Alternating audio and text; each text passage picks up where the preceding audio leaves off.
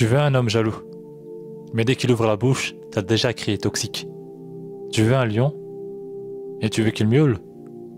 Moi je veux un homme jaloux, possessif, protecteur. Tu veux un lion quoi. Mais dès qu'il rugit un peu, tu hurles au toxique. T'es sérieuse?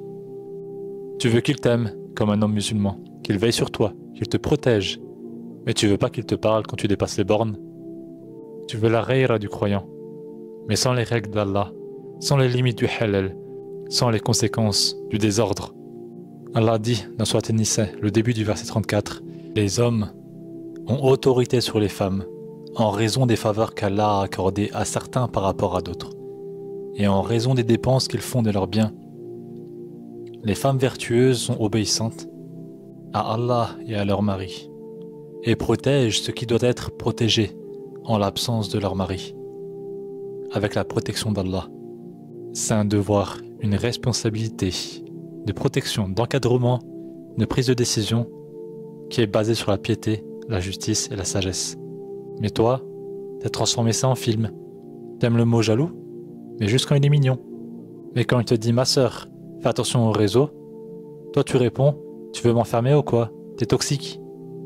Tu veux le comportement des épouses du prophète, mais tu vis comme si t'étais à Hollywood. Es-tu dans la Ummah?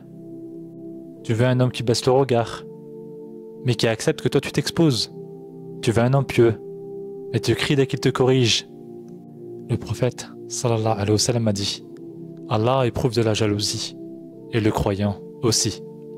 Et la jalousie d'Allah, c'est que le croyant fasse ce qu'Allah a interdit. » Donc si ton homme a un peu de jalousie, c'est un signe de foi. Mais toi tu préfères qu'il reste muet, tant que tu fais ce que tu veux. T'appelles ça liberté. D'autres pourraient appeler ça de la fitna. Tu veux un mariage sain? Alors arrête de prendre la pudeur pour de la prison. Arrête de prendre le rappel pour une attaque. Et surtout, arrête de vouloir un homme fort, pendant que toi, tu refuses toute autorité. Parce que dans l'islam, un homme jaloux, ce n'est pas un tyran, c'est un gardien.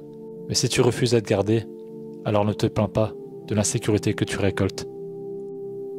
Tu dis que tu as peur d'un homme autoritaire, mais en réalité, tu as peur d'un homme qui te rappelle d'Allah. Et ça, c'est pas de la force, c'est de l'orgueil.